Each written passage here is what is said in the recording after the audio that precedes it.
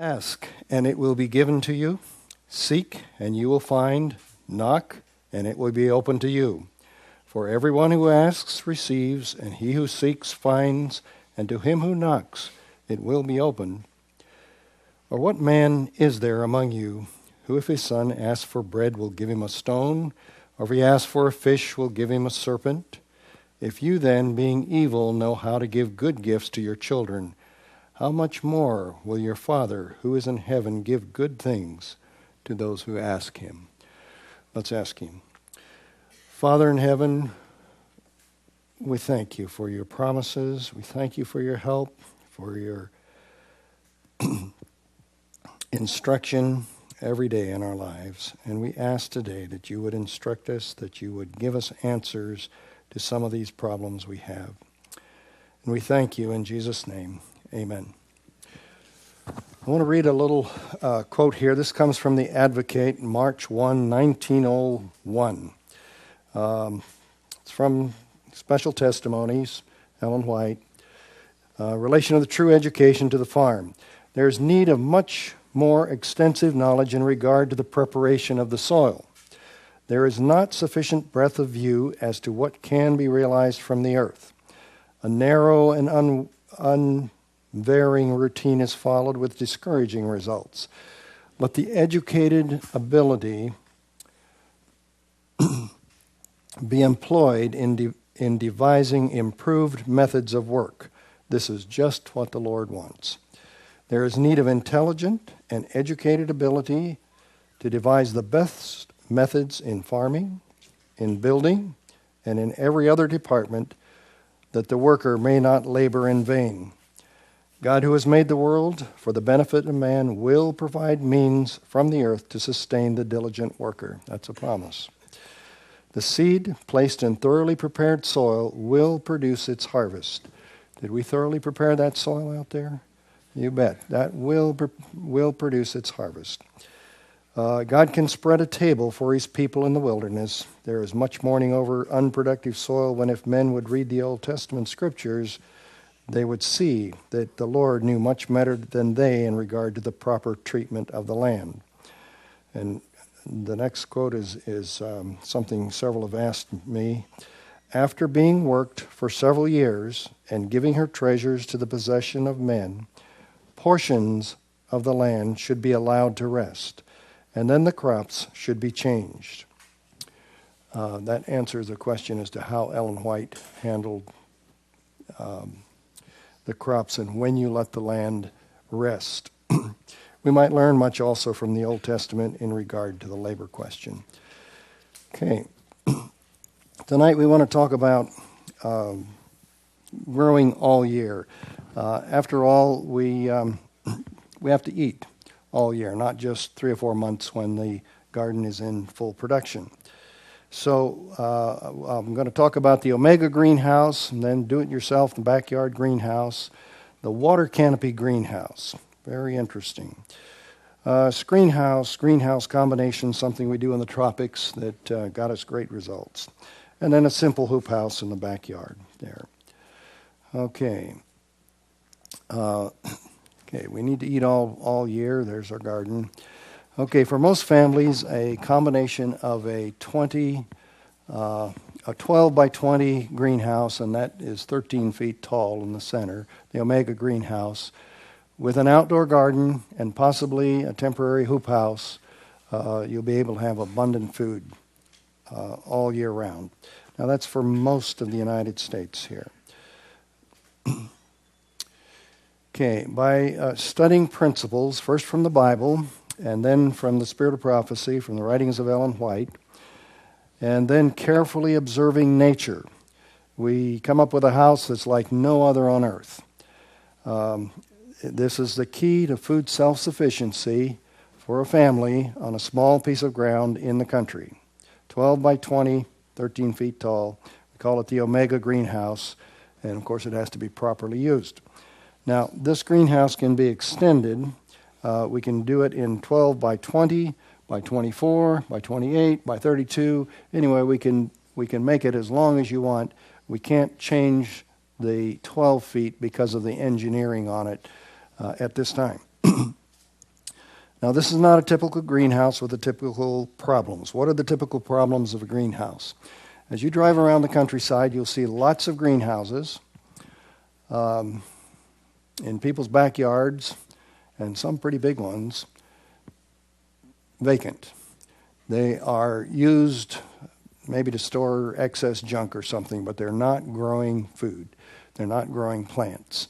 And why is this? Well, one of the problems with a greenhouse, with a typical greenhouse, is that when the sun shines, if you have a greenhouse, you know this. The sun shines, it gets hot in there. Okay?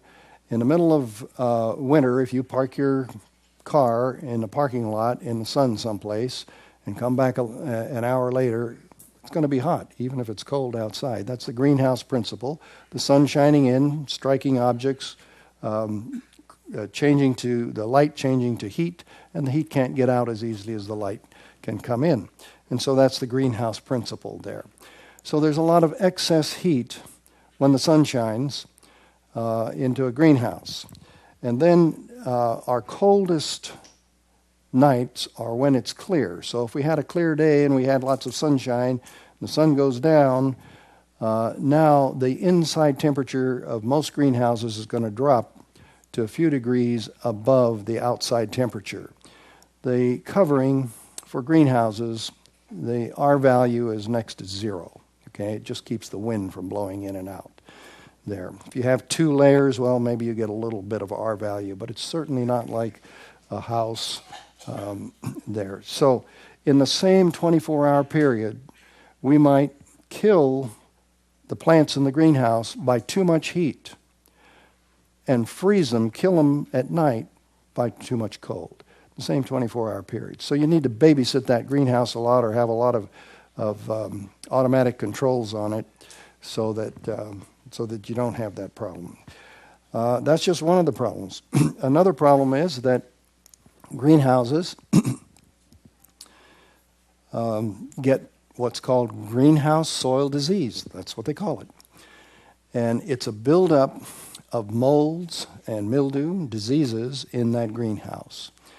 Now, when our young people were up here yesterday, it was Wendy who talked about fresh air and sunshine, things that she had learned from the Spirit of Prophecy this week. And fresh air is pretty easy to get in the greenhouse. A lot of greenhouses, we roll up the sides, we open the doors and the windows, and we can get fresh air in there. We turn on a fan there. But almost all greenhouses have a covering over the top so that the sun shines through that covering and then to the plants in the ground there. Now, we need fresh air and sunshine. Those are God's healing agents in nature. We need the light directly on us. And the plants need that light directly on them. And even the ground itself needs this sunshine going directly on it. So this is one of the things that we did here. Now, if we take the Bible, that's divine wisdom. If we take the Spirit of Prophecy, that's divine wisdom. And a lot of people say, well, nature is God's other book. So there's another source of divine wisdom. So we're looking for answers from God in this. Okay, let's go to the next one here. Okay, here is that Omega greenhouse as it was built as it was assembled at the factory there. What can you expect? It's very strong. Strong enough to withstand 90 mile an hour winds and 40-pound snow loads.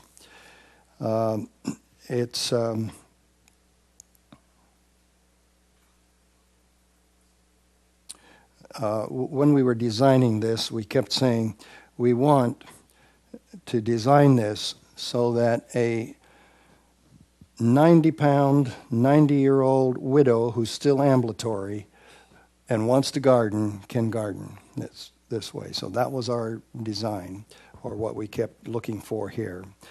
And we had a little Chinese girl who was 90 pounds but not 90 years old come by and look at this particular greenhouse. And she said, "Oh, Lynn," she said, I can't take those panels in and out." And I said, "Yes, you can." And so sure enough, she picked it up. They're very light there. You would not do this in a wind, but but the idea here is that we have panels that come out, the roof panels and the side panels, and go back, so that we can have the sun when we need it, and we can have the protection when we need it there. Okay, designed to protect your plants from too much heat and too much cold and the wind. Now, a lot of the damage that we get in wintertime for winter gardens actually comes from wind. The rain and the wind, and if we can keep the rain and the wind off, that often in a fairly mild climate, that often will be enough so that you can run your winter garden through. Okay, each greenhouse is first built at the factory, then taken down for delivery and reassembled there. Okay, preparing the soil. Now, this is a backyard greenhouse, which we did in Paradise, California. So preparing the soil, we want to dig a hole that's deep, and we want to prepare all of that soil, the Ellen White method, just like we planted that little tree out here. All of that soil in this greenhouse is put back in those same layers, so that anything that we planted there is going to grow wonderfully well. Now, you see this big old black hose going through there? That's a French drain pipe and has little holes all the way through it. We want that to be fairly level, so the bottom of that greenhouse needs to be fairly level. And we have that thing snaking back and forth about every 2 feet, and exiting at opposite ends of the greenhouse. The far side, it's going to exit just above ground level. While you're building this and filling it with soil and so forth, you need to tie a rag around it or something so you don't get dirt into that end. Then the opposite end on this side is going to go to the very top of the greenhouse, because hot air goes up, cold air goes down. So we're going to take the hot air that goes up in that greenhouse and we're going to put it down into the ground there. Okay, so you dig your planting hole 3 feet deep, just like we do the Ellen White method. It is important to separate the topsoil from the subsoil. Remember, we talked about that out there when we planted that tree. We want to use the topsoil. The subsoil we're going to use for something else. Next, that hole is lined with foam insulation board, and this is supported by wood, by hardy board, by a cement foundation, however you're going to do it. Now, that insulation needs to be on the inside of the greenhouse, because if we put it on the outside, the gophers and the mice and the voles are going to come and they're going to chew through it, and you're going to lose your insulation. So put it on the inside there. Then hardware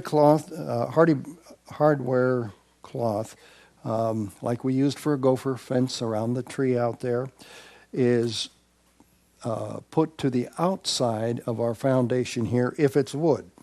If it's cement, we don't need that. Okay, we want to make sure that we keep the rodents out. Now we're going to have a house full of we're going to have a nice warm house full of great food. And these little rats are outside and they would love to get inside. So you have to absolutely keep them out there. And then we fill that layer with different layers of, well, let's see if we've got a picture of it here. Okay, we add the amendments. First layer, first 1 foot in the bottom is with the soil amendments. Then we're going to add a layer of 2 to 4 inches of gravel in there and rock. The third layer then is the French drain pipe on top of the rock. And then we have a layer of just plain topsoil, and the top layer is the amended soil again. Remember, we want the aerobic and the anaerobic to create that electrical current in the soil that helps our plants grow there. That's what makes that Ellen White method work, one of the reasons that it works there. This is the foundation for another greenhouse. This one's already been filled in. And you can see that the pipe that's going to go right to the very top of this greenhouse is just laying out there on the top. And then over by the tractor, you can see in the foundation itself is where the other pipe exits on this particular greenhouse. There. Okay. This is the greenhouse being delivered to the site. We put that whole greenhouse, 12 by 20, in the back end of a short bed pickup. It travels very nicely there. There we are putting in the rail on top of that foundation that the greenhouse is going to be attached to. There. Okay, just assembling the different pieces there, putting them up. And let's see. We started at about 2:30 in the afternoon. It was cold and rainy, and finished for dinner around 6 p.m. Not bad for the first one we put up there. Now, we were traveling from Auburn, California over to Brownsville, and it's something over an hour and a half or something travel there. We picked this greenhouse up, and we were on our way, and it was snowing. And we were still maybe 45 minutes or so from Brownsville, and I told my wife, you know what, it's snowing. I think we better just cancel this and do it another time.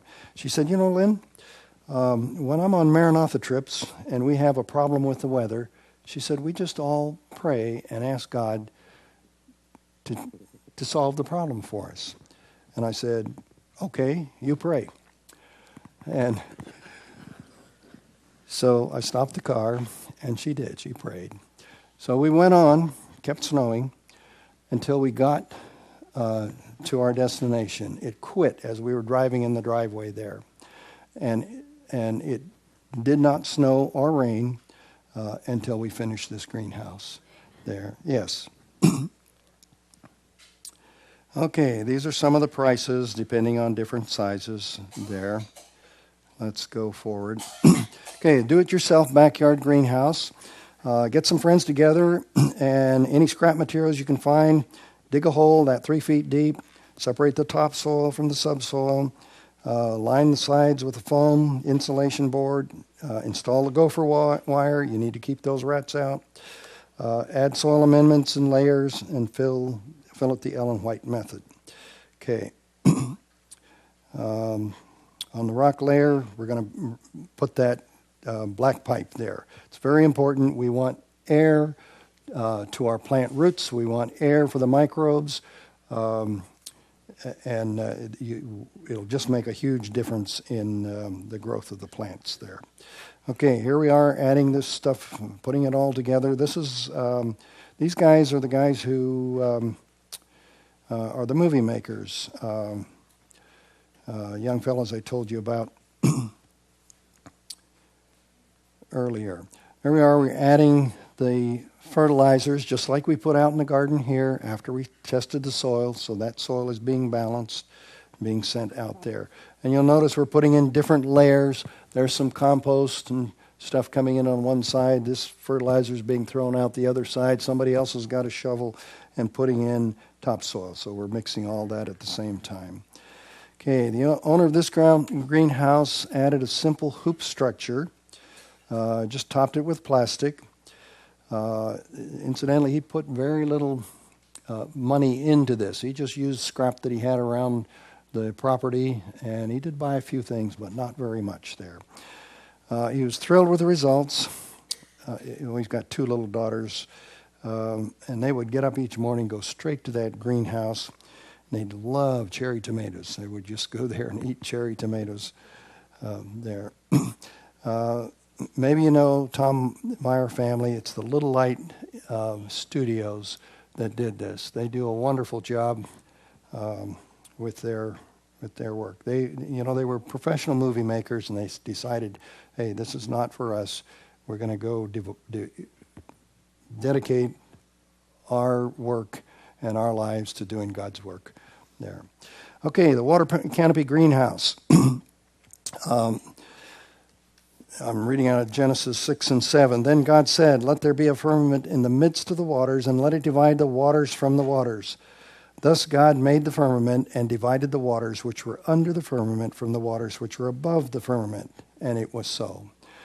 Wish God had told us more about that, but that's all he told us. Is there any water above the firmament today? No. There's a little bit of water in the firmament, but not anything above the firmament. That evidently collapsed during Noah's flood. And we get some very interesting results. Well, let me talk a little bit about what we see before the flood. Obviously, in the geological record, we can see the evidence of much more vigorous life on Earth than we have today. Everything grew bigger and better and whatever. One example is that in the Australia outback, there is a pine tree that today grows about 60 feet tall in the forest there. But in the outback, there are fossil records of this, and one of those trees they found was 300 feet to the first branch. And from there on, the fossil is gone, broken off, whatever. It's not existent there. But 60 feet to 300 feet there. We're told that trees were, that before the flood, they were many times larger than any that now exist. Adam was probably twice my height, and of course proportionally built, so he would have been a mammoth guy. Hornless rhinoceros, 18 feet at the shoulder. If I'm 8 feet, then 3 times my height, and that's the rhinoceros shoulder there. So anyway, everything grew wonderfully well there. Then we go to the Bible record, and it tells us that men lived an average of about 900 years or more there. So we see that things were just tremendously different then. Is it possible, would it be possible that we could get just a little bit of those benefits by trying to copy this in our own puny way? Could we get some of this? Anyway, we make a strong steel frame and then a water canopy overhead. Higher yields, faster, healthier growth, weather and pest control. Okay, now let me see if I've got pictures of the water canopy there. I don't. Okay. I'm going to have to go back.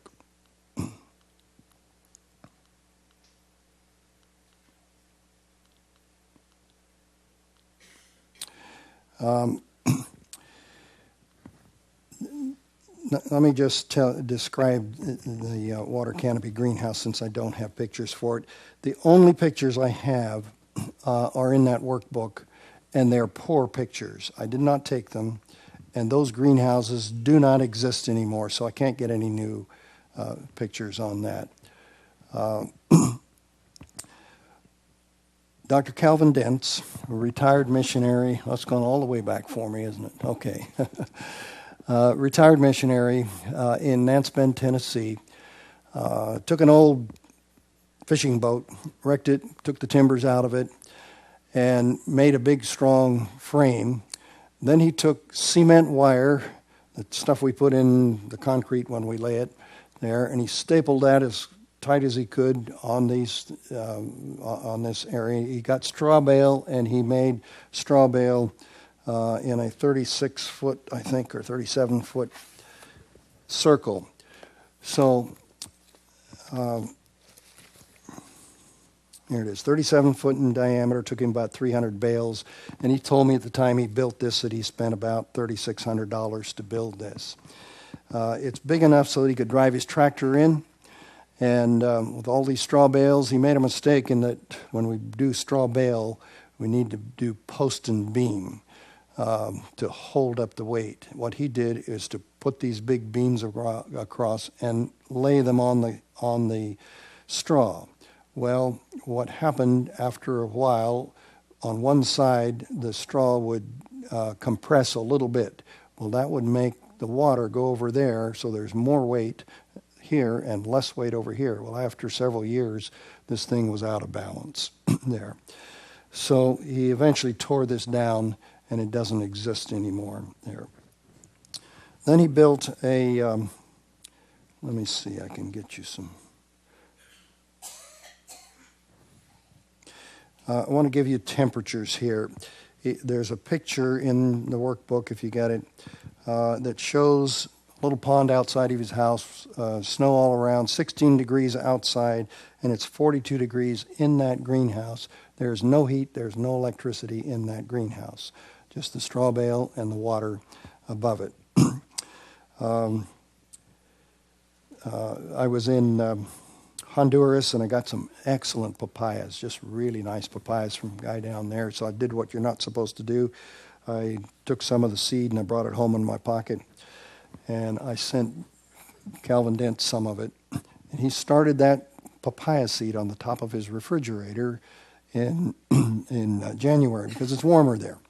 And then when the papayas started to come up a little bit and it was appropriate to move them outside, he took 10 of those papaya seedlings and he put them outside in his outside garden.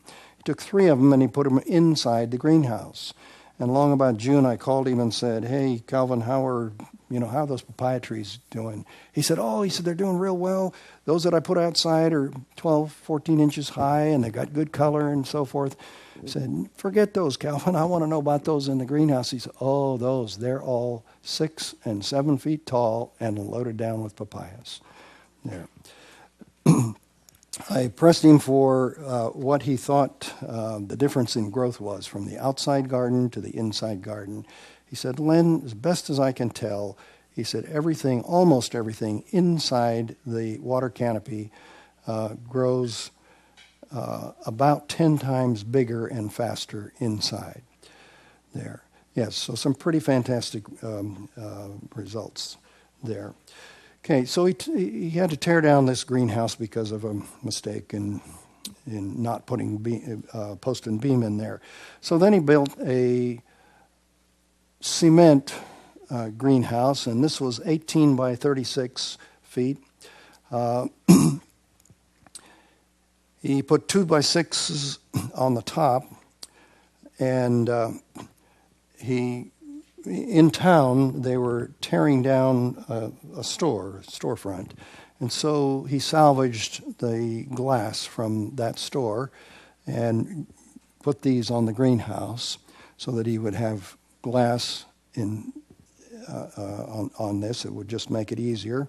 And then he put a piece of plastic, just plain clear plastic, in that and up the sides and filled it with water. Now the first greenhouse, the round greenhouse, I should tell you, had 8 inches of water in the roof.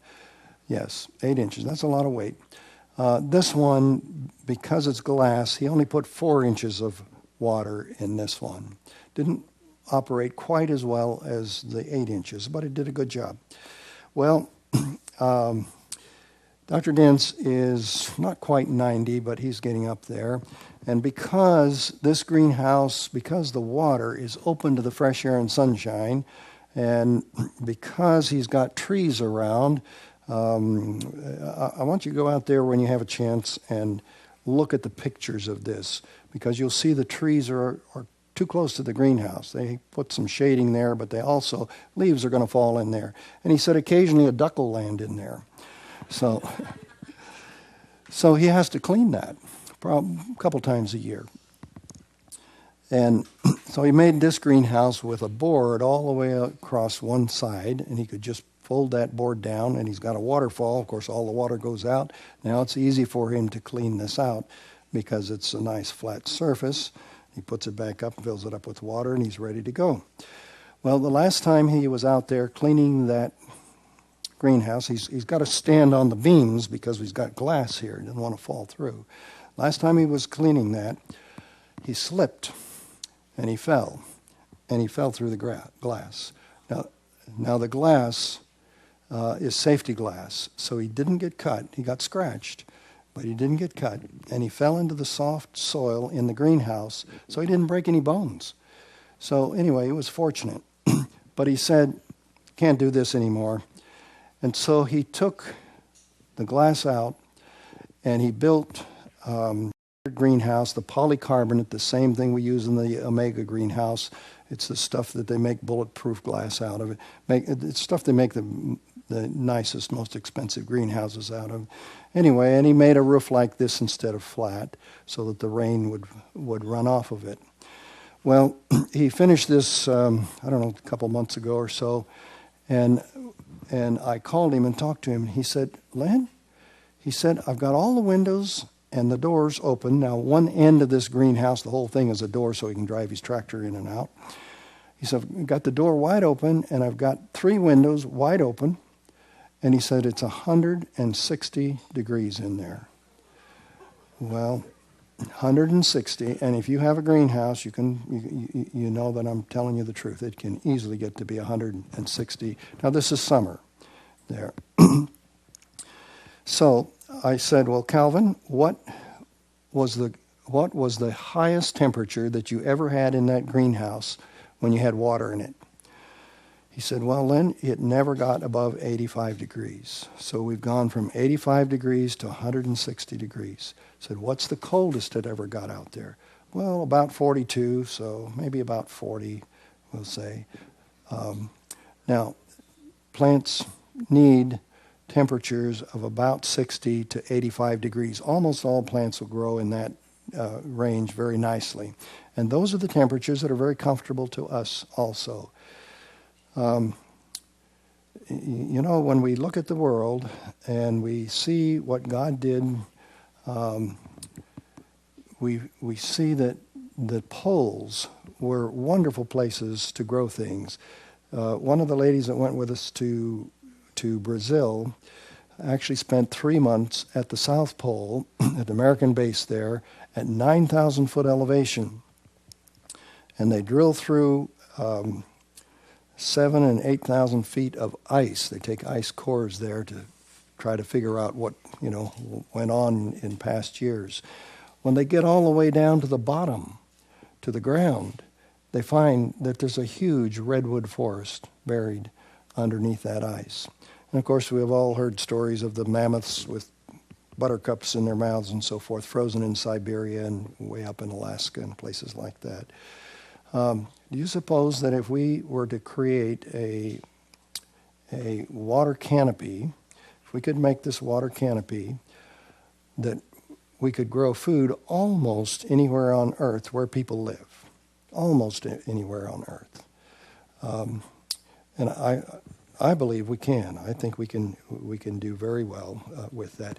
You know what? Okay, the clock is going. It wasn't going earlier, and I didn't. So, am I out of time? 14 minutes. Okay, great. Okay. Let's see.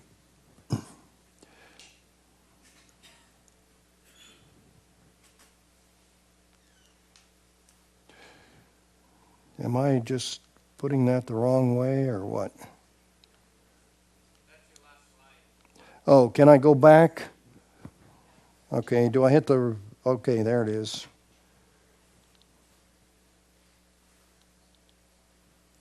Well, let's talk about simple hoop houses since that's up there. In Coloma, California, a man came to me one day. He owned the Coloma Resort there. And he said, I got all these kids coming in here. And he said, I'd love to have a garden and it'd be an educational thing for students. I said, hey, I'm for that, 100%. And so his name's Fred. And Fred he gave me a box of seeds. And he said, I want you to grow these. Well, this was summertime.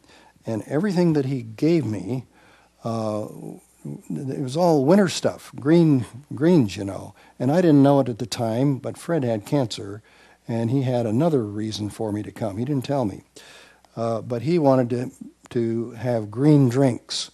And he needed all of those things that grow in the wintertime primarily. So I said, okay, I don't know whether we can do this, but let's try it. And you can see these simple hoops that we put over his beds there. And then we took shade cloth, just like you saw out here in the garden. And we took a 65% shade cloth. You can get in all different grades there, 50%, 65, 90, whatever. I found 65 worked pretty good for us. And we hooked it up very similar to what is out here in this garden. You need about this much airspace underneath that, okay? So the shade goes on top, but you want free flow of air underneath here. Now, when we want to work on that, we just push that back, and we can work on the plants there, harvesting, planting, fertilizing, whatever. And what I found is that when I pushed that shade cloth up, that in about 10, 15 minutes time, boy, the lettuce just wilted, and the other things, they just looked terribly stressed. And I'd work as fast as I could in there and then pull it back. And in another 10 or 15 minutes, everything revived. It looked just fine. And you know what? Coloma, California is in a river canyon. It's hotter than Sacramento. It's like Redding. You get up there and it's just a lot hotter there. It's a long ways from any major body of water. The river does go through there, but so there's more temperature, more heat there. And in August and September, 2 months that particular year, every single day, the temperature was at least 95 degrees and as much as 107 degrees there. So every single day for 2 months we had this heat. In spite of that, all of these cool weather crops grew wonderfully well there. So we can do that. We can grow cool weather crops where there's extreme heat, and we can have the lettuce and the spinach and the things that we need there. Okay. All right. Well, that's our last picture, but let's go ahead. This is in Brazil. We did a similar thing there. We used a simple hoop house. Now, this is fairly close to the equator here, and after about 10 o'clock in the morning, the sun is just too hot for me anyway to work in it. And so I would have to figure a way to work underneath a tree or go inside. Fortunately, the first class in the whole day was our gardening class. It was before breakfast. They got up and had a worship, and the very first class was this gardening class.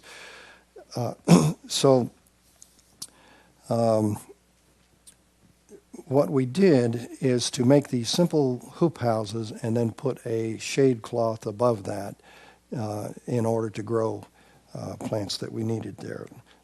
I would go underneath could I make a shade house for myself? Yes. I would go underneath a tree and plant and do things that I needed to do, in seed boxes and so forth. And then another thing is, we were there during this period, was their dry period, but it rained some even in the dry period there.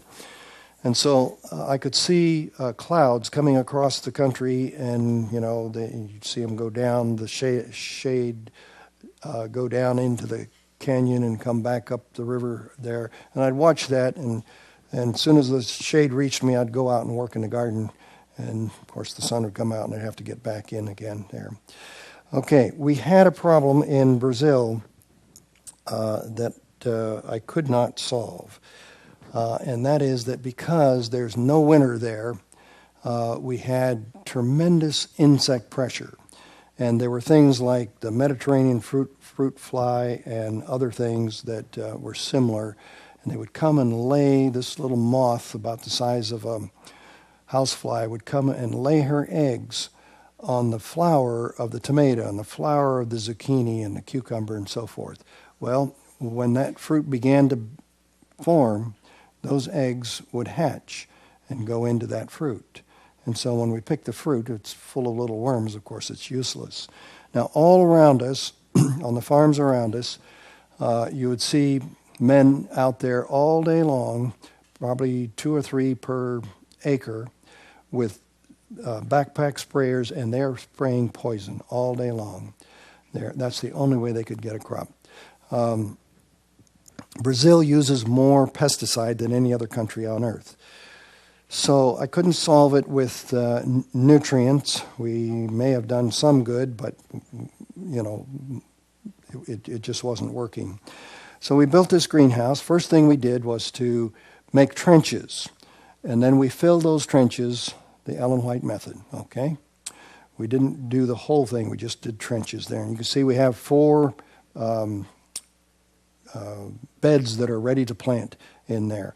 Then we built the greenhouse around it. We used cement that they use for telephone poles and fence posts and anything, because if you use wood, termites are going to eat it up.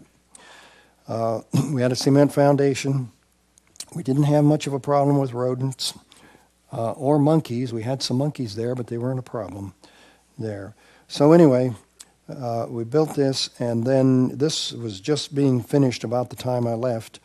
And then we planted in those rows. And they tell me that the tomatoes that they grew in there were just incredibly good. And of course, we kept out all the insects that we wanted to keep out.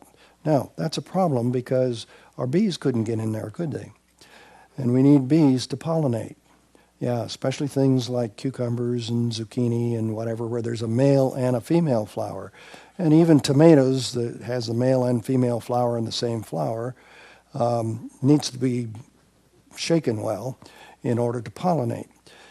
So the greenhouse industry has solved this for us, and if you want to grow in a greenhouse like that, go catch a few bumblebees and put them in there. Bumblebees are real happy to sit on a leaf or a flower overnight there. If we put honeybees in there, they die. They just don't work.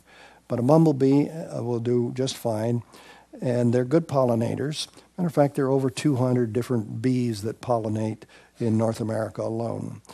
And another one is the mason bee, so we can get those and put them in. They also don't live in hives. We just drill holes, little holes in a block of wood or something, and they'll go in and lay their eggs in that, and they're happy, and they're good pollinators there. So we were able to solve that problem. Another problem this solved is that this was built during the dry season. During the wet season there, nobody grows tomatoes. It's just too wet. They won't grow. They just rot there. So during the wet season, when nobody else had tomatoes, we had wonderful tomatoes here. And the top of this is clear plastic so that it sheds the rain when we want to keep it off. The sides are very, very tight mesh material that we got from a manufacturer in Italy. And even a gnat can't get through it there. And anyway, it did very well. We also made a entrance into this, which was like a 9 foot by 21 feet wide, I think this was. Everything's in meters there, so we did things a little different. But that's our workroom, and that's also for our room to walk in and make sure that we're not carrying any insects that we don't want in there. Make sure that we're clean before we go in to that greenhouse. Anyway, that was a good solution and worked well for us in that area. All right, I've got about 3.5 minutes. Are there any questions? On that cross members that go across there, I see a double bridge going over here. What was that material? Is that PVC or? That good question. That was a metal. That was a metal that came with that greenhouse. Repeat the question. What are those on the roof? You see those ribs? They're double, and that was a metal that we bought from a greenhouse company there. We went around and looked at a lot of different growing systems in Brazil before we built this. Was there another question? Can I show you a picture of a water canopy? Only in the book. I apologize. I thought they were here. They're not there. Don't use shade cloth if it's a greenhouse in the wintertime. And in the middle of winter, it won't overheat in most places. It's the spring and the fall when we get this difference. A friend of mine, we built a greenhouse. I shouldn't say I built it. Had a friend in northern Idaho,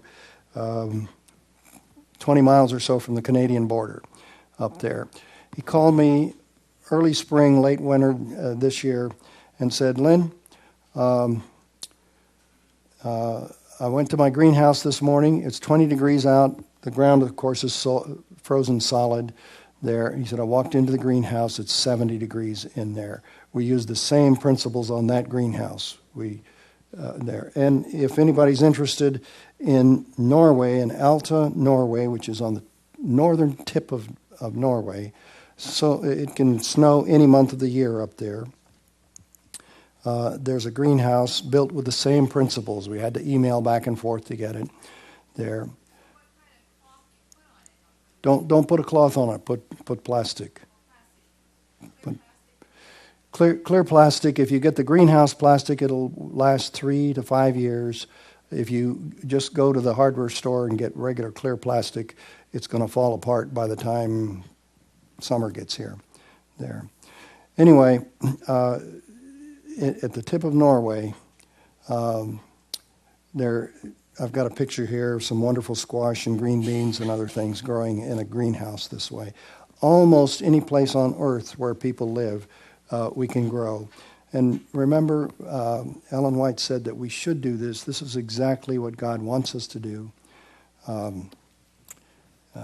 to be creative and to solve these problems. My time's up. Thank you.